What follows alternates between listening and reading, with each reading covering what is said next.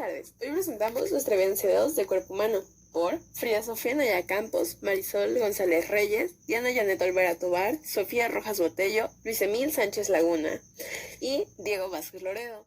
Y esto se llama Todo lo que necesitamos saber sobre nuestro cuerpo. A continuación los dejo con todos mis compañeros para que sepan la información más relevante del tema.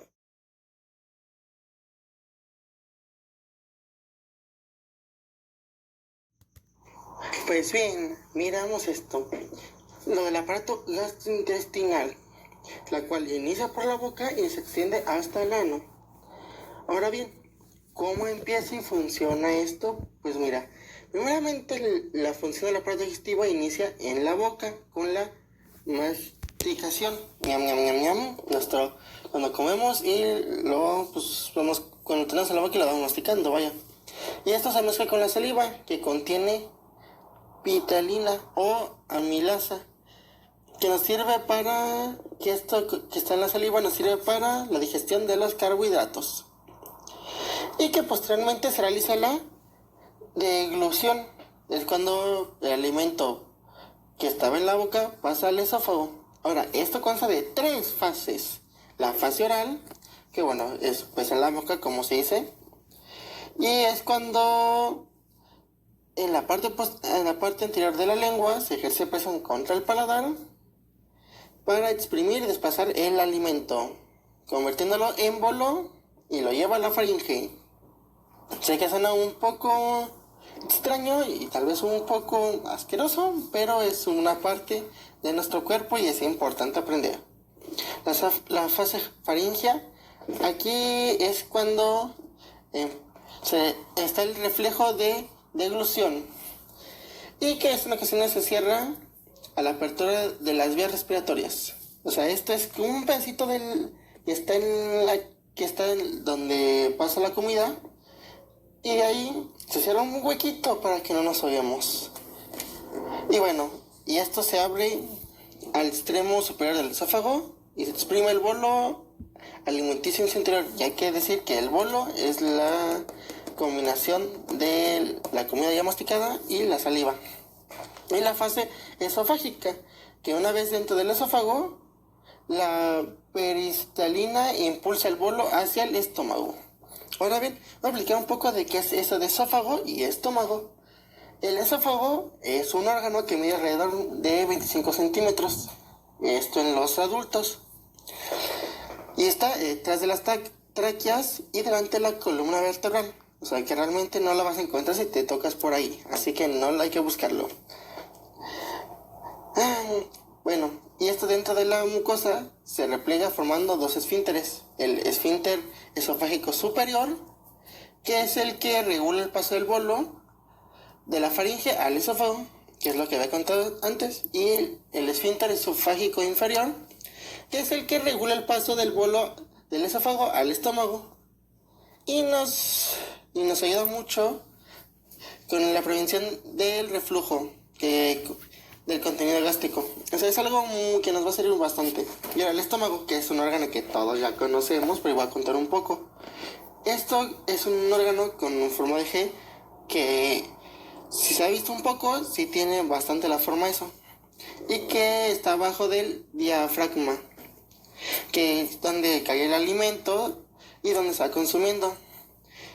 Y el bolo ahí se va a mezclar con secreciones de las glándulas gástricas, la pepsina, que es lo que inicia con la digestión de proteínas y ácido clorhídrico, que disuelve los alimentos y nos protege de bacterias y otros microorganismos, y que después de eso se tiene una mezcla de aspecto lechoso llamado quimo.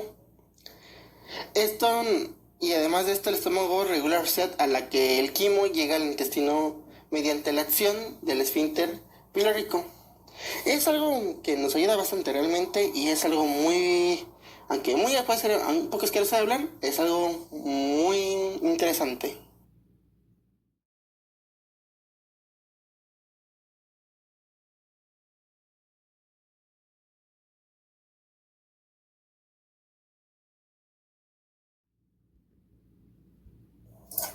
Entonces, como un pequeño repaso hasta aquí, el proceso de alimentación inicia en la boca, ¿ok? Pasando el alimento de la boca hacia el esófago. Pero aquí tenemos que mencionar un conducto del cual es importante, ¿ok? La cual es la tráquea, ya que durante la deglución una estructura llamada epiglotis se cierra sobre la tráquea para evitar que el alimento pase del esófago a la tráquea y pues provocando que nos podamos ahogar, ¿ok? Y ya, pasando de esto pasamos al estómago y después del estómago, como ya lo mencionó mi compañero, seguiremos con el intestino delgado, ¿ok? El cual tiene 2.5 centímetros de diámetro y de 3 a 5 metros de longitud, ¿ok? Aquí este se divide en duodeno, el cual es la primera sección del intestino delgado, y es donde se lleva a cabo la mayor parte de la digestión química, ¿ok? Y después seguimos con el yeyuno, el cual es la segunda parte en donde ocurre también una absorción de nutrientes. Y la última parte es el ileón.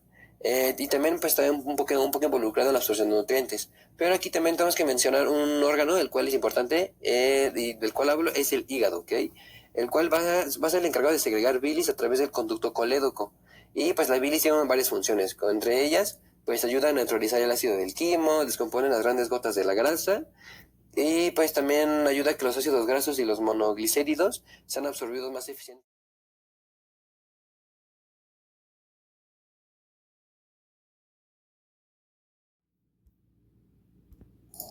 Siguiendo con el proceso de alimentación, ahora tenemos el intestino grueso, ¿ok? Este tiene un diámetro de 6.5 centímetros y una longitud de 1.5 metros. También debemos de mencionar un órgano accesorio el cual es importante, del cual hablo es el páncreas. Este tiene la función de segregar enzimas como la amilasa, la lipasa y proteasas, las cuales son importantes en este proceso ya que llevan a una absorción de nutrientes, ¿ok? Y pues el intestino grueso se compone de el ciego, el colon, el recto y el ano, ¿ok? Aquí pues se da la absorción del agua y de electrolitos y es donde se forma la materia fecal. Aquí tenemos dos esfínteres importantes, el cual es el esfínter anal interno, el cual actúa de manera involuntaria, y el esfínter anal externo, el cual es voluntario, ¿ok? Y con este pues acabaríamos el proceso del sistema digestivo y excretor. Ahora, ¿cuáles son los factores de riesgos para padecer gastritis, sobrepeso, obesidad y osteoporosis? Pon atención porque son muy importantes. Gastritis. Factores de riesgo. Estrés, una dieta inadecuada, el consumo excesivo de alcohol y o tabaco, infecciones bacterianas. Nuestras recomendaciones serían llevar una dieta balanceada, evitar los alimentos irritantes como limón, chile, grasas muy saturadas, reducir el consumo de tabaco y alcohol, saber manejar el estrés y tomar técnicas de relajación. Es recomendable realizarse evaluaciones médicas siempre que sea necesario. Recuerda que tiene que ser el mínimo una vez al año. Sobrepeso y obesidad. Factores de riesgo.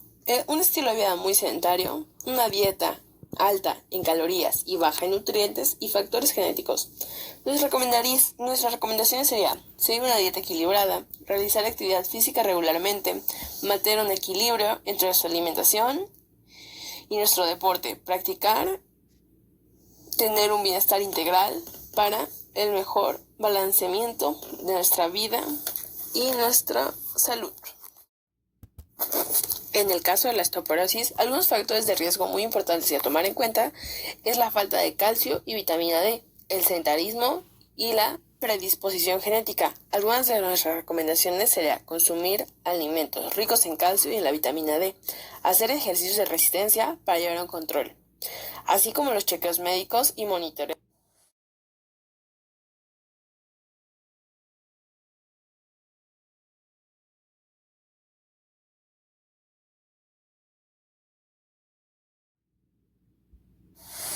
Hola, ¿qué tal? A continuación les vamos a mostrar sobre el frío y el calor sobre nuestro cuerpo.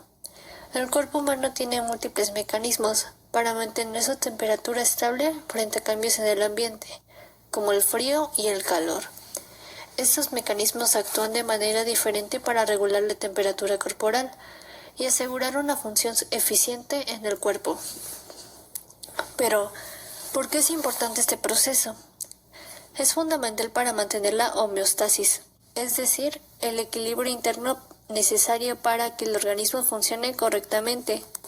La temperatura corporal óptima en los seres humanos es alrededor de 37 grados y cualquier desviación significativa puede afectar el funcionamiento de las células y órganos, ya que la mayoría de los procesos bioquímicos son sensibles a cambios de temperatura. Estas son algunas de las razones por las cuales el mecanismo es importante. Por ejemplo, en primera tenemos la función de la enzima. Las enzimas son proteínas esenciales para que la mayoría de las reacciones químicas en el cuerpo funcionen de manera eficiente. Si la temperatura es demasiado alta o baja, las enzimas pueden desnaturalizarse y perder su función, y lo que afecta en el proceso de la digestión, producción de energía y la reparación celular. A continuación se presentará la reacción de cada una de estas cuando son frío y calor. Por ejemplo, cuando hay un exceso de calor, el cuerpo va a responder activando un mecanismo para reducir la temperatura. Uno de los principales es la sudoración, acompañada de un aumento de frecuencia respiratoria y vasodilatación gauteriana. Pero, ¿qué significa esto? La vasodilatación es el ensanchamiento de los vasos sanguíneos en la piel. Esto va a hacer que favorecer la pérdida de calor corporal. Junto con esto va a aumentar el sudor, y esto va a hacer regular de manera eficaz la temperatura. Esta respuesta no solamente es provocada por el aumento de temperatura, sino que también puede ser cuando uno hace ejercicio, ya que pues, el cuerpo se calienta. Un ejemplo de cuando se activa este sistema es cuando una persona pues está a grandes temperaturas en un clima expuesto o cerrado, y pues el cuerpo empieza a activar este sistema cuando ya se está calentando de más. También otro ejemplo es cuando se sale a hacer ejercicio en las mañanas o cuando se sale a correr.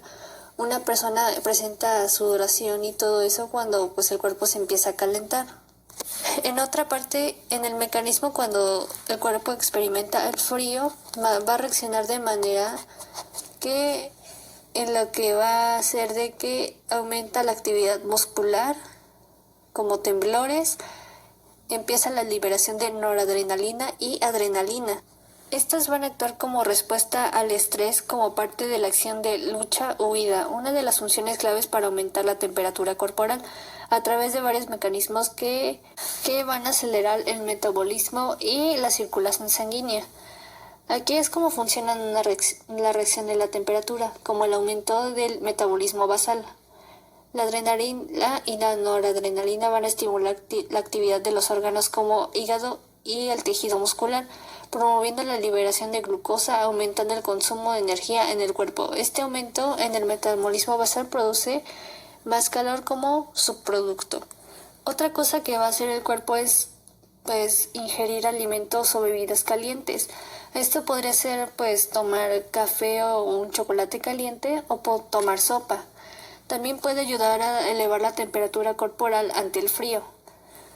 Cuando se produce un cambio o un desequilibrio, normalmente cuando disminuye a 35 grados se le considera hipotermia, y cuando sube a más de 38 grados se le considera fiebre. También el cuerpo tiene puntos de calor diferentes. Por ejemplo, las axilas tienen una temperatura de 36 grados, la boca tiene 37 y el recto tiene 37. Esta es una información esencial de lo que se tiene que saber cómo nuestro cuerpo reacciona ante estos cambios de clima. Y a continuación le daré la palabra a mi compañera. Sistema excretor, el riñón y los líquidos corporales. ¿Qué es el sistema excretor? El sistema excretor es el conjunto de órganos responsables de eliminar residuos de los desechos metabólicos del cuerpo. Este aparato es esencial para mantener la homeostasis del organismo. Se encuentra compuesto por el riñón, la vejiga urinaria y la uretra. Componentes del sistema excretor. El riñón es el órgano principal componente de este aparato. Se encuentra en la región posterior del abdomen. Sus funciones principales son eliminar el exceso de líquidos, filtrar y limpiar la sangre, mantener un balance de electrolitos, entre otros. El riñón derecho se relaciona con la vena cava inferior y está localizado detrás del hígado. En cambio, el riñón izquierdo se relaciona con la arteria aorta abdominal y se ubica detrás del estómago. Cada riñón tiene alrededor de 1 millón de nefronas encargadas de filtrar la sangre. Pero, ¿qué sucede cuando la función renal se reduce al menos de 10% de lo normal, a esta enfermedad se le conoce como la insuficiencia renal crónica.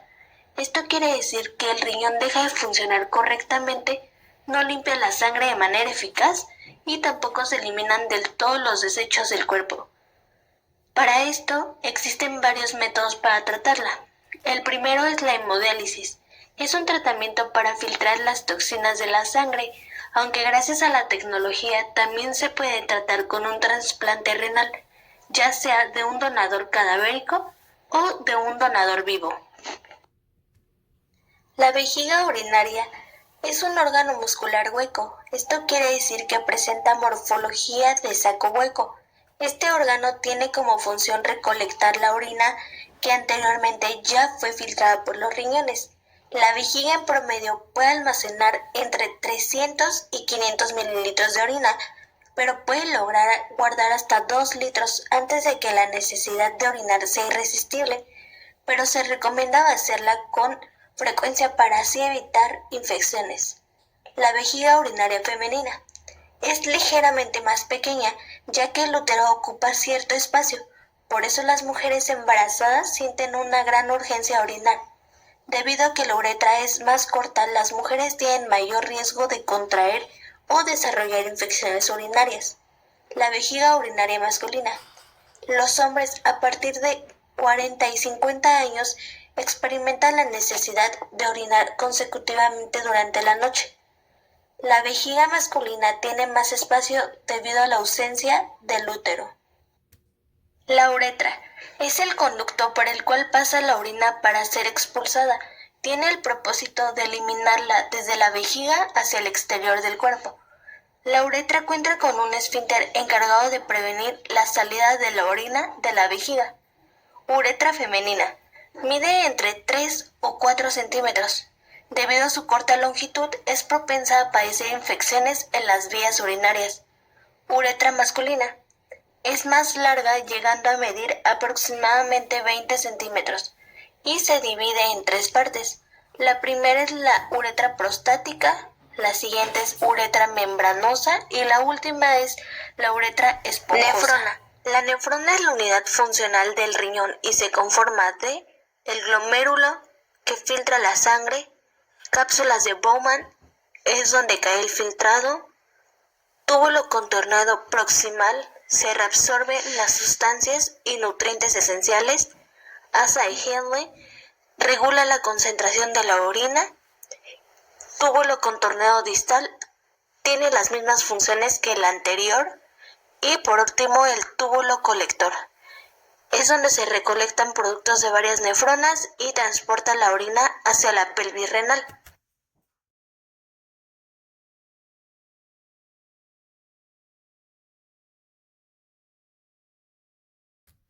Producción de orina.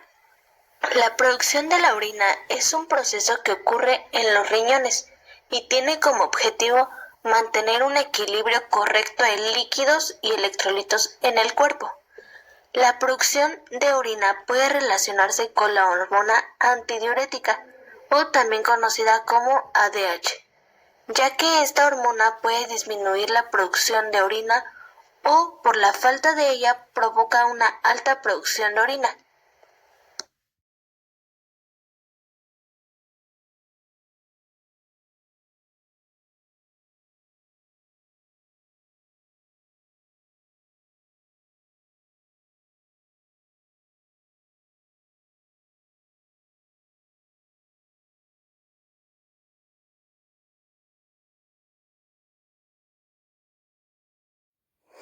Hola, ¿qué tal amigos? Hoy vengo a presentarles ya el tema más esperado que querían ustedes saber.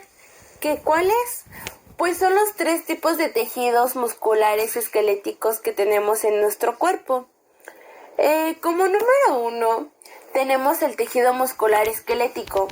¿Qué quiere decir esto? Que este tejido es voluntario y controlado por el sistema nervioso somático. También nos dice que tiene células. ¿Qué tipo de células tiene? Bueno, pues tiene células cilíndricas, largas, multinucleadas y presentan estiraciones. También nos dice que son bandas claras y oscuras. Dice que también se encuentran en los huesos mediante tendones y nos permite el movimiento voluntario del cuerpo. Como número 2 tenemos el tejido cardíaco. ¿Qué quiere decir esto? Obviamente todos aquí sabemos que este tejido muscular, pues la función del corazón es bombear sangre a todo nuestro cuerpo, ¿no? Nos dice también que tiene células. ¿Cuáles son esas células? Pues son estiradas, ramificadas y generalmente con un solo núcleo, conectadas por discos intercalares que facilitan la transmisión del impulso eléctrico. Y pues también nos dice que es involuntario, controlado por el sistema nervioso autónomo y por el sistema de la conducción del propio corazón. Como punto número 3 que tenemos aquí es el tejido muscular liso. Bueno, pues te voy a dar unos ejemplos en donde se encuentra. Más que nada te voy a dar su ubicación de este tejido. Se encuentra en las paredes de los órganos huecos. Te doy ejemplos como el estómago, el intestino o los vasos sanguíneos. También nos dice que está controlada en las funciones como la digestión y la regularización de flujos sanguíneos. Nos dice que tiene células. ¿Cuáles son? Son sin estiraciones y son fusiformes y con un solo núcleo. También pues dice que estas hormonas están controladas por el sistema autónomo y por hormonas. Ahora sí, pasemos a nuestra siguiente diapositiva, que es proceso de contracciones en el músculo esquelético. Bueno, este proceso lleva varios mecanismos, que son 5, y están caracterizados o se les conoce también como mecanismo de deslizamiento de los filamentos. Bueno, pues como número 1 tenemos la iniciación del impulso. ¿Qué quiere decir esto? Que pues las contracciones comienzan cuando un impulso nervioso viaja a través de la neurona motora hasta el músculo esquelético, donde se libera el neurotransmisor acetilecónica y es la unión neuromuscular. Bueno, esto quiere decir que pues hace un pequeño viaje de una neurona a un neurotransmisor, ¿no? Como punto número 2 tenemos la programación del impulso. ¿Qué quiere decir? Que la acetilcolina provoca la despoloración de la membrana muscular, que es la sarcomela. Bueno, lo que hace que el impulso se propague por los tubos T y lleguen al retículo sacroplasmático, liberando iones de calcio. Como número 3 tenemos del calcio a la tropina. Los iones del calcio se unen en proteínas tropina y a su vez mueve la tropomiosina, exponiendo los sitios activos como los filamentos de la actina y filamentos finos. Punto número 4, tenemos fuentes cruzadas y deslizamientos. La cabeza de la miosina, filamentos gruesos y se unen a la actina formando unas paredes cruzadas y usando la energía ATP. La cabeza de la miosina de la desplaza jalando a la actina y provocando el acortamiento del sacramento unida funcionalmente del músculo, lo que resulta en la contracción. Y como número 5, para acabar con este apartado, es el fin de la contracción. Exacto, ya acabamos con las contracciones. ¿Y qué quiere decir el fin de la contracción? Cuando cesa el impulso, el calcio regresa a la retículo sarcoplásmico. La tropomiosina vuelve a bloquear los sitios de la unión en la actina y en el músculo se relaja.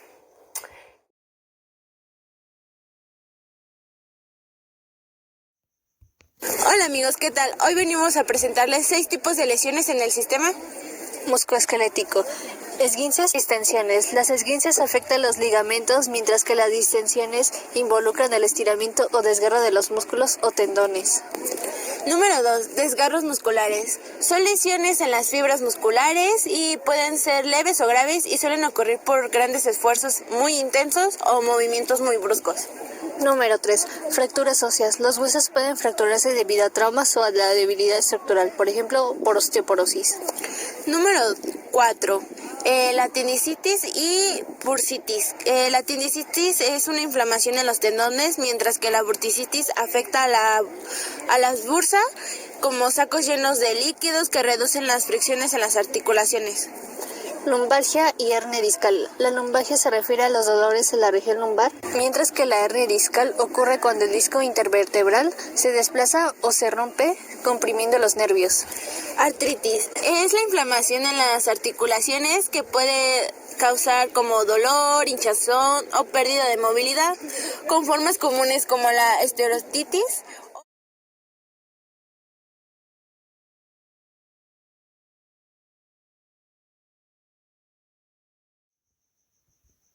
Y esto fue todo por hoy. Muchas gracias. Esta ha sido nuestra evidencia 2 por parte de Marisol, Emil, Frida, Diego, Sofía y yo, Janet. Esperemos haya sido de su agrado.